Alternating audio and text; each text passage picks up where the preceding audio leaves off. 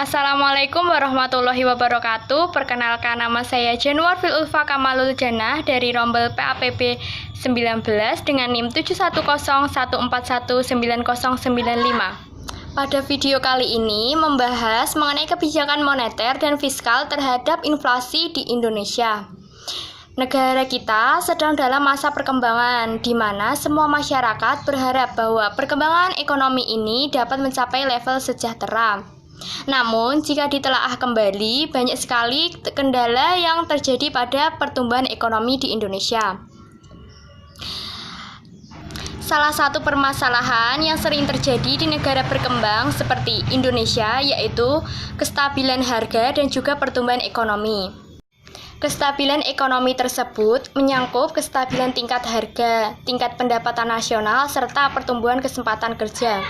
Maka dari itu, terdapat serangkaian kebijakan-kebijakan yang dilakukan oleh pemerintah dalam usaha stabilitas ekonomi. Misalnya, kebijakan moneter dan kebijakan fiskal yang bertujuan untuk mencapai kesejahteraan tingkat harga atau laju inflasi. Kestabilan harga dalam suatu perekonomian itu sendiri dipengaruhi oleh variabel-variabel makro dan perekonomian tersebut. Oleh karena itu, biasanya laju inflasi sering digunakan sebagai indikator kestabilan ekonomi. Namun, inflasi dalam perekonomian kita akhir-akhir ini tidak dapat tertahankan untuk naik melebihi target dari pemerintah. Inflasi itu sendiri adalah keadaan di mana terjadi kelebihan permintaan terhadap barang-barang dalam perekonomian secara keseluruhan.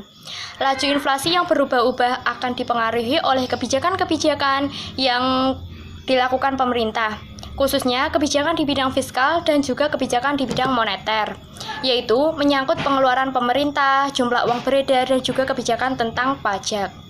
Inflasi ini terjadi akibat adanya dua hal, yaitu yang pertama tarian permintaan. Tarian permintaan ini terjadi akibat adanya permintaan yang berlebihan, sehingga mempengaruhi tingkat harga. Yang kedua yaitu tarian dari biaya produksi. Tarian biaya produksi ini disebabkan akibat adanya peningkatan biaya produksi yang berpengaruh terhadap harga produk-produk yang dihasilkan ikut naik. Sumber penerimaan negara itu sendiri berasal dari pajak, bukan pajak, dan juga pinjaman maupun bantuan dari luar negeri. Dengan demikian, kebijakan fiskal sebenarnya merupakan kebijakan pengelolaan keuangan negara dan terbatas pada sumber-sumber penerimaan serta alokasi pengeluaran negara yang tercantum pada APBN. Kebijakan moneter sebagai salah satu kebijakan ekonomi berperan penting dalam suatu perekonomian. Peranan tersebut tercermin pada kemampuannya mempengaruhi stabilitas harga, pertumbuhan ekonomi, perluasan kesempatan kerja, dan keseimbangan neraca pembayaran. Oleh karena itu, seringkali hal-hal ini menjadi sasaran akhir dari kebijakan moneter.